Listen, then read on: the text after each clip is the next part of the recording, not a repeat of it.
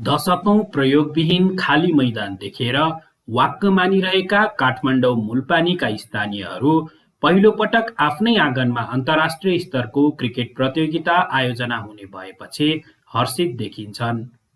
अहिले काठमाडौँ उपत्यकामा मुल्पानी कता हो भन्दै हेर्ने आउनेको संख्या पनि उल्लेख्य भएको पाइन्छ।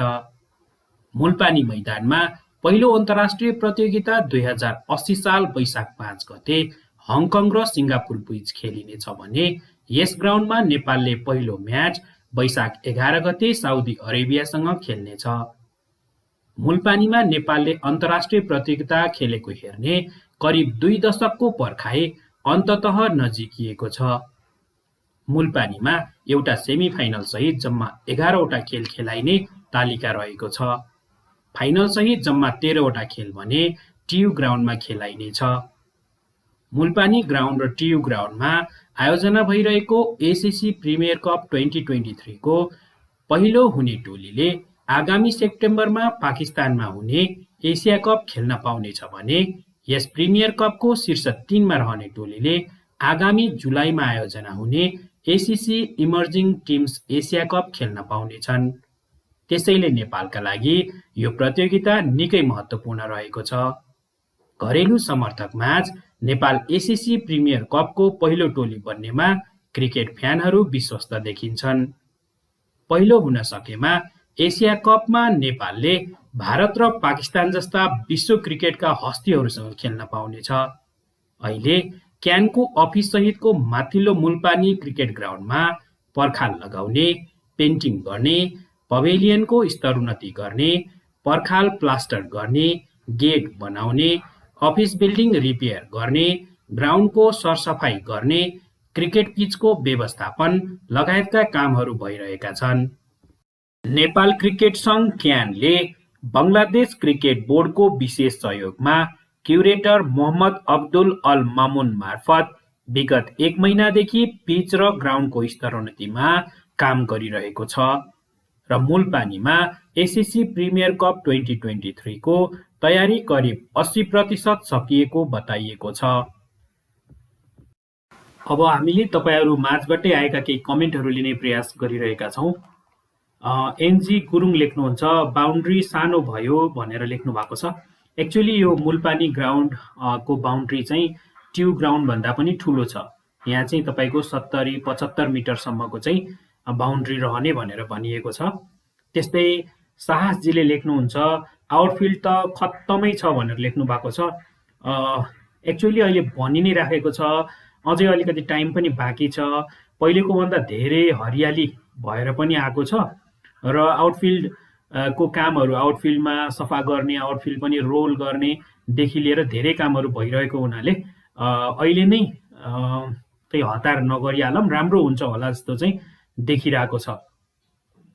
जस्तै जेमिङ जीले लेख्नुहुन्छ आउटफिल्डमा घाँस नै छैन त भनेर लेख्नु भएको छ। एक्चुअली यो ड्रोन फोटोमा, यो माथिबाट लिएको फोटोमा चाहिँ उहाँले भन्न खोज्नु भएको होला त्यो व्हाइट प्याचेजहरू अलिकति सेतो सेतो देखियो भनेर। त्यो चाहिँ एक्चुअली कस्तो भन्दाखेरि तपाईको खेलाडीहरूलाई चाहिँ फिल्डिङ गर्दाखेरि इन्जुरी नहोस् भनेर त्यहाँनिर चाहिँ घाँसको मुनिपट्टि चाहिँ थोरै मात्रामा त्यो सेतो मसिनो खालको बालुवाहरू पनि राखिएको छ र त्यसको माथि चाहिँ घाँस उमारिएको छ। त्यसैले त्यो बालुवा चाहिँ देखिएको हो, घाँस चाहिँ राम्रै उम्रेको छ। अहिले आउटफिल्डमा चाहिँ घाँस एकदम राम्रो छ र भनौँ केही समय यता त पानीले पनि साथ दिएको छ, अझै राम्रो हुनेछ। त्यस्तै हाम्रो रोमन श्रेष्ठ लेख्नुहुन्छ छ्याक ग्राउन्ड नि कस्तो हो भनेर लेख्नु भएको छ। एक्चुअली ग्राउन्ड त राम्रो हुँदै गइराखेको छ हैन, र अझै राम्रो हुन्छ भन्ने कुरामा चाहिँ विश्वस्त हुन सकिने प्रशस्तै आधारहरू छन्, काम भइ नै राखेको छ। त्यस्तै गरी विवेक तामाङजीले लेख्नुहुन्छ स्टेडियम नि सुरु गरेको रहेछ बल्ल भनेर भन्नुभएको छ। हजुर, यो दुईटा छ यहाँनिर हैन, एउटा अप्पर मुल्पानी जुन चाहिँ ग्राउन्ड हो र लोवर मुल्पानी जहाँ चाहिँ स्टेडियम बन्दैछ, त्यहाँ स्टेडियममा चाहिँ अहिले पवेलियनको काम भइरहेछ, जहाँ दोस्रो तला ढलान गरिएको छ भने प्याराफिटको काम पनि बनिसकेको प्याराफिटको छेउमा थप प्याराफिटको लागि चाहिँ पनि काम भइराखेको छ।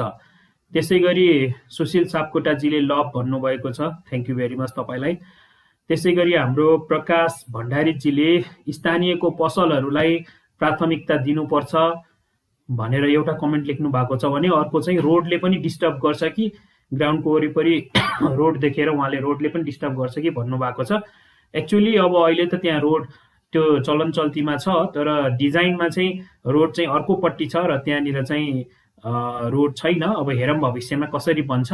स्थानीयहरूको पसललाई प्राथमिकता दिनुपर्छ भनेर भन्नुभएको छ। डेफिनेटली अब त्यहाँनिर त्यत्रो आयोजना हुँदाखेरि धेरै मान्छेहरू आउँदाखेरि त्यो क्षेत्रको बिजनेस पक्कै पनि बढ्नेछ। त्यसैगरी सुभाष सुब्बाजीले लेख्नुहुन्छ, डेली अपडेट गराउँदै गर ब्रो भनेर लेख्नु भएको छ। सुभाषजी हुन्छ, प्रयास गरिराखेको छु, डेली दिइराखेको छु।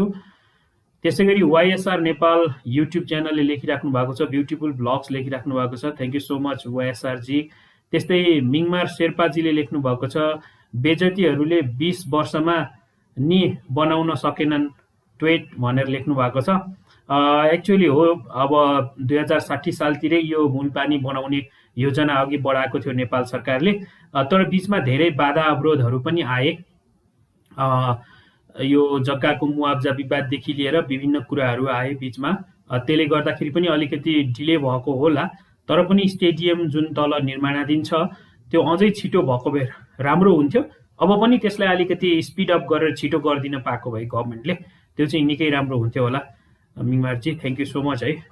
त्यसै गरी कार्की 32 ले लेख्नु भएको छ, युट्युबमा कसले दिन्छ लाइभ भनेर लेखिराख्नु भएको छ। अब त्यो चाहिँ अहिले नै धेरै ठाउँको कुराहरू क्लियर भइसकेको छैन। अब लाइभ राइटहरू रिजन वाइज कसले किन्दै जान्छ, त्यसपछि त्यो अपडेट आउँदै जान्छ होला। त्यस्तै गरी आइएम योर मगरले लेख्नु भएको छ, कान्तिपुरले युट्युबमा पनि लाइभ दिएको भए राम्रो हुन्थ्यो भनेर लेखिराख्नु भएको छ। हजुर त्यो त धेरै नै राम्रो हुन्थ्यो। अब आफ्नो आफ्नो पोलिसी प्रोसिजर होला होइन। अब त्यसमा चाहिँ यो आइसिसी को जुन लिग भएको थियो नेपालमा होइन, लिग 2, त्यसमा त अब उनीहरूको एपमा पनि देखाइरहेको थियो होइन। होपफुली अब यसमा के हुन्छ, नयाँ अपडेटहरू आउँदै जान्छ होला। त्यस्तै गरी हाम्रो नरेश बोहराजीले रियली नाइस भनेर लेखिराख्नु भएको छ। हजुर निकै राम्रो हुँदै गएको छ ground, thank you so much Nareshji. आज हामीले तपाईँहरूबाट आएका यी कमेन्टहरू लिन सक्यौँ भने ओभरअलमा हेर्दाखेरि केही कमेन्टहरू जुन अलिकति पुराना कमेन्टहरू थिए तिनीहरूको पनि उत्तर चाहिँ ओभरअलमा दिनुपर्छ जस्तो लागेर मैले चाहिँ यहाँ केही प्रयास गरेको छु। जस्तै ग्राउन्डको तयारी समयमै सकिएला कि नसकिएला भनेर कतिजनाले चाहिँ कमेन्टहरू राख्नु भएको थियो। बेसिकली हेर्नुहुन्छ भने अब ग्राउन्डको तयारी त एकदमै धमाधम भइराखेको छ, मान्छेहरूको सङ्ख्या पनि एकदमै धेरै राखेर चाहिँ ग्राउन्डको तयारीहरू भइराखेको छ र अब एसिसीको प्रतिनिधिहरू पनि छिट्टै त्यसलाई हेर्न तयारीहरू पूर्व तयारीहरू हेर्न आउने भएको हुनाले यो ग्राउन्डको कुराहरू चाहिँ प्रिपरेसनहरू सबै कुराहरू चाहिँ समयमै सकिन्छ भन्ने कुरामा चाहिँ दुईमत छैन। त्यसमा चाहिँ तयारी एकदम राम्रो भएको देखिन्छ। त्यसै गरी यहाँनिर धेरैजना साथीहरूले पहिले चाहिँ खेलाडीहरूको लागि पर्याप्त सुविधा छ कि छैन, त्यहाँ सानो भवनमा चाहिँ त्यहाँ सबै कुराहरू हुन्छ कि हुँदैन, कसरी म्यानेज गर्छ होला भनेर भन्नुभएको छ। हजुर अब यहाँनिर चाहिँ पवेलियनमा जस्तै खेलाडीहरूको ड्रेसिङ रुमदेखि लिएर त्यो सबै कुराहरू चाहिँ स्तरोन्नति गर्ने कामहरू चाहिँ एकदमै भइराखेको छ। त्यहाँनिर चाहिँ अब आवश्यक सेवा सुविधाहरू छ होइन।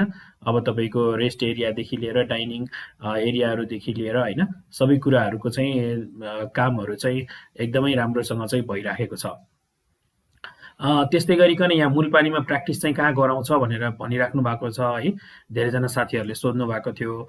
अब मुलपानीमा प्र्याक्टिसको लागि चाहिँ अहिलेलाई चाहिँ जुन निर्माणाधीन मुलपानी स्टेडियम जुन छ होइन, जहाँ चाहिँ प्याराफिट बनिरहेछ, पभिलियन जुन बनिराखेको छ, त्यहाँनिर तल्लो मुलपानी ग्राउन्ड भनौँ, त्यसमा चाहिँ प्र्याक्टिस गराउने भन्ने कुरा भएको छ र त्यसको लागि चाहिँ क्यानले राष्ट्रिय खेलकुद परिषदलाई चाहिँ पत्राचार गरिएको भनेको बुझिएको छ। किनभने त्यो जुन मुलपानीको तल्लो जुन ग्राउन्ड छ जहाँ चाहिँ स्टेडियम बनिराखेको छ त्यो चाहिँ अहिले राष्ट्रिय खेलकुद परिषदकै मातहतमा छ र माथिल्लो ग्राउन्ड चाहिँ राष्ट्रिय खेलकुद परिषदले क्यानलाई होइन अहिले प्रयोगको लागि दिएको छ। त्यसैले चाहिँ प्र्याक्टिस चाहिँ तलकोमा हुन्छ भन्ने छ र त्यसको तयारीहरू भइराखेको छ। बाउन्ड्री लेन्थको बारेमा पनि धेरैजनाले कुराहरू गर्नुभएको छ। यो ग्राउन्ड सानो छ भनेर। ग्राउन्डको हिसाबले बाउन्ड्रीको हिसाबले चाहिँ यो ठुलै छ होइन। यहाँनिर चाहिँ 70 देखि 75 मिटरसम्मको बाउन्ड्री हुने भनिएको छ र ट्यु ग्राउन्डभन्दा सानो चाहिँ छैन बाउन्ड्रीको हिसाबले चाहिँ। अब बस्नलाई ठाउँहरू, दर्शकहरूको लागि ठाउँहरू चाहिँ अलिकति लिमिटेड छ। एकापट्टि मात्रै दर्शक बस्नको लागि चाहिँ थोरै ठाउँ छुट्याइएको छ र त्यहाँबाट चाहिँ करिब 3000 जनाले चाहिँ हेर्न सक्ने क्यापासिटी रहने भन्ने खालको चाहिँ बुझिएको छ अहिलेसम्म। र आउटफिल्डमा चाहिँ अब यो आउटफिल्ड त एकदमै स्लो हुन्छ भन्ने खालको कुराहरू पनि कतिजना साथीहरूको आएको छ होइन। अब आउटफिल्ड चाहिँ यहाँनिरको अहिले हेर्दाखेरि चाहिँ अब आउटफिल्ड बाहिर पनि रोल गरिरहेछ होइन, आउटफिल्डमा पनि बेला बेलामा। सो त्योहरू सबै कुराहरू हेर्दाखेरि चाहिँ आउटफिल्ड चाहिँ फास्ट नै हुन्छ र राम्रो आउटफिल्ड चाहिँ तयार हुन्छ जस्तो देखिराखेको छ। त्यस्तै पिचको बारेमा धेरैजना साथीहरूले जुन हाम्रो क्रिकेट पिच छ यहाँको होइन, मुल्पानी ग्राउन्डको ACC प्रिमियर कप यो 2023 जुन आयोजना हुँदैछ भनौँ मुल्पानी क्रिकेट ग्राउन्डमा, यहाँको पिचको बारेमा चाहिँ सोध्नु भएको छ। अब यो ग्राउन्डमा चाहिँ तपाईँको 7वटा पिच छ होइन, र 7वटा पिचमध्ये चाहिँ 3वटा पिचलाई चाहिँ ACC प्रिमियर कप जुन आउँदै गरेको छ वैशाख 5 गतेबाट आयोजना हुने, त्यसको लागि चाहिँ 3वटा पिच प्रयोग गर्ने गरी चाहिँ तयारी गरिएको भन्ने बुझिएको छ। अब पिच कस्तो छ यहाँको भनेर भन्ने सवालमा चाहिँ अब तपाईँको पिचमा चाहिँ धेरै रोल गरेको छ, धेरै पटक रोल गरेको देखिन्छ होइन। पिचको लागि चाहिँ अब बाहिरबाट बङ्गलादेश क्रिकेट बोर्डसँगको सहकार्यमा क्यानले यो क्युरेटर पनि लिएर आएको भएर चाहिँ यो एउटा निकै नै राम्रो पिच हुने यो प्रतियोगिताको लागि होइन। यसमा चाहिँ तपाईँको बााउन्स पनि अलिकति राम्रै खालको आउने भन्ने खालको कुरा पनि उहाँले गर्दै हुनुहुन्थ्यो।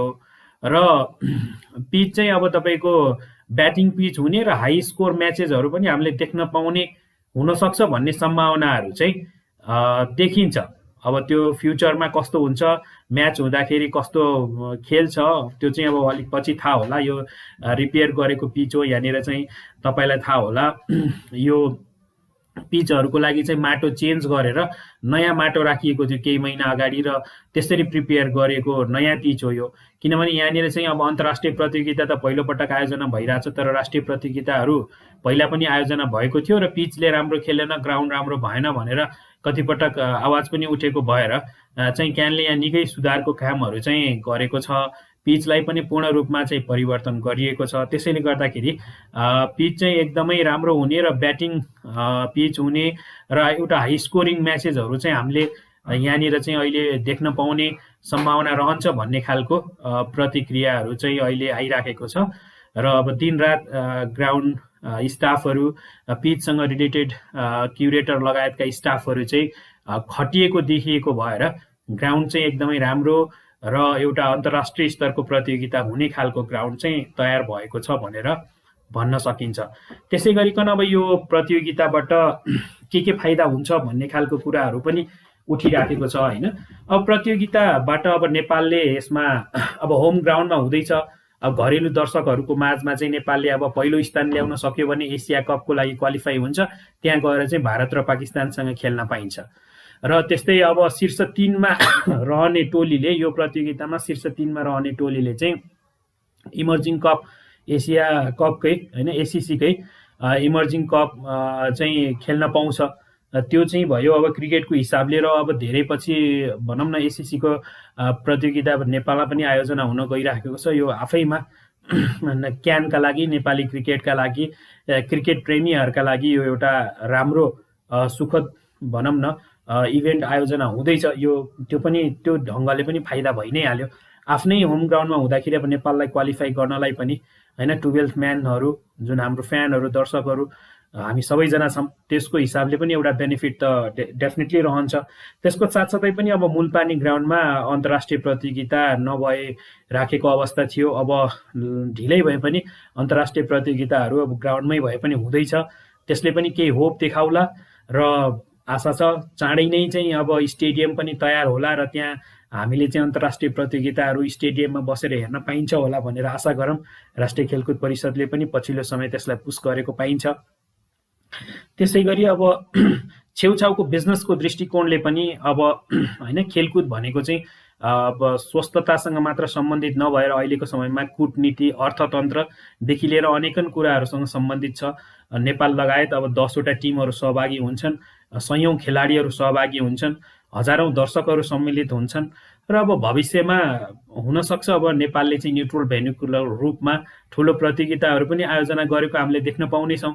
त्यसैले ओभरअल रूपमा चाहिँ क्रिकेटको लागि चाहिँ यो प्रतियोगिता निकै नै फलदायी हुनेछ भन्ने कुरामा चाहिँ विश्वास गर्न सकिन्छ।